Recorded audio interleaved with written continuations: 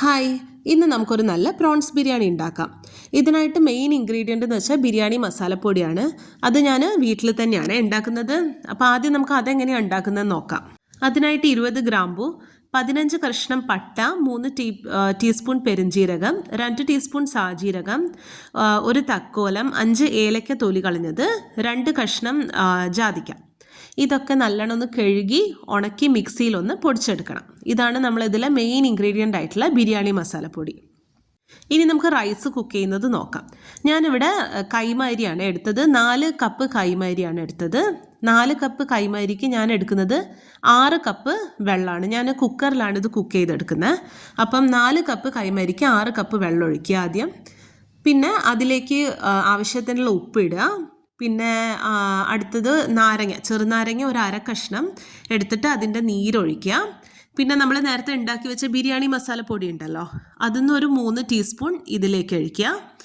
പിന്നെ വേണ്ടത് നമ്മൾ നെയ്യ്, 4 ടേബിൾ സ്പൂൺ നിറയെ നെയ്യും ഇതിലേക്ക് ഇടുക.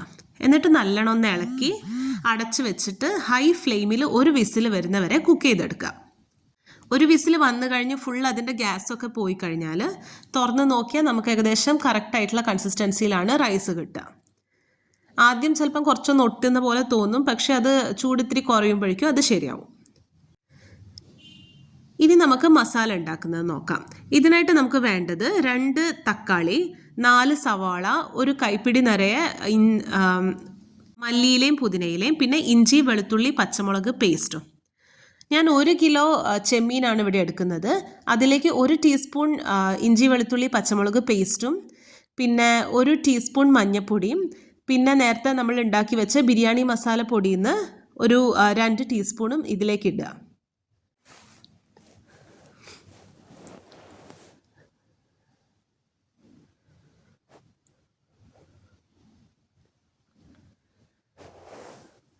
ഇത് നല്ലോണം ഒന്ന് കുഴച്ചിട്ട് നമ്മൾ ഒരു അരമണിക്കൂർ മാരിനേറ്റ് ചെയ്ത് വെക്കണം.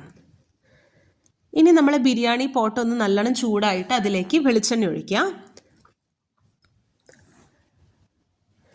എന്നിട്ട് ആദ്യം നമ്മൾ സവാളയും പിന്നെ ഇഞ്ചി വെളുത്തുള്ളി പച്ചമുളക് പേസ്റ്റും ഒന്ന് വഴറ്റിയെടുക്കുക. അതിൻ്റെ പച്ചമണം മറങ്ങുന്നവരെ ഒന്ന് വഴറ്റിയെടുക്കുക.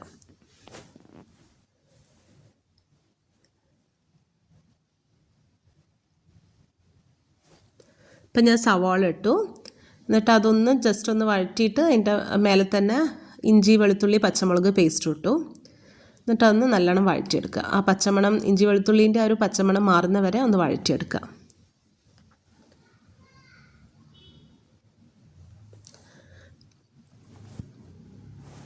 ഇതൊന്ന് വഴറ്റി കഴിഞ്ഞിട്ട് നമ്മൾ ചെറുതായിട്ട് അരിഞ്ഞ തക്കാളിയും കൂടി അതിലേക്ക് ചേർത്തിട്ട് വീണ്ടും നല്ലോണം ഒന്ന് വഴറ്റുക. ആ തക്കാളിയൊക്കെ ഒന്ന് ഉടഞ്ഞു വരുന്നവരെ വഴറ്റണേ. പിന്നെ നമ്മളെ ഉള്ളീൻ്റെ നിറം ഒരു ലൈറ്റ് ബ്രൗൺ ആവും, അതുവരെ ഒന്ന് വഴറ്റിയെടുക്കുക.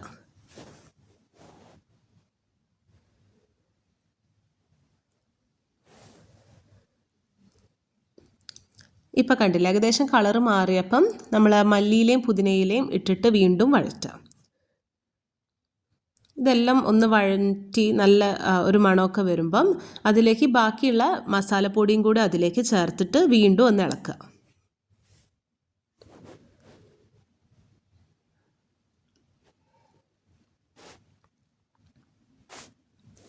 ഇനി നമുക്കിതിലേക്ക് നമ്മൾ നേരത്തെ മാരിനേറ്റ് ചെയ്ത് വെച്ച പ്രോൺസ് ഇതിലേക്ക് ഇട്ടിട്ട് ഇളക്കിയിട്ട് അത് കുക്കാവുന്ന വരെ അടച്ചു വെച്ചിട്ട് കുക്ക് ചെയ്യാം.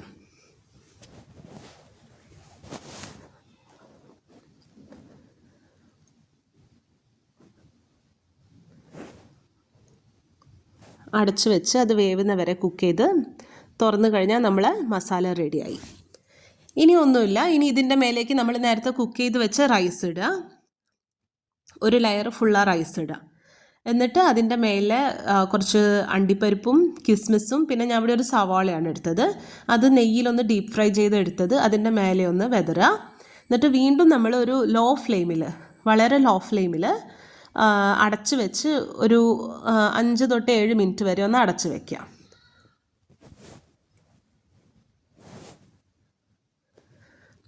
അത്രയേ ഉള്ളൂ. അപ്പം നമ്മളെ പ്രോൺസ് ബിരിയാണി ഇവിടെ റെഡിയായി. Thank you.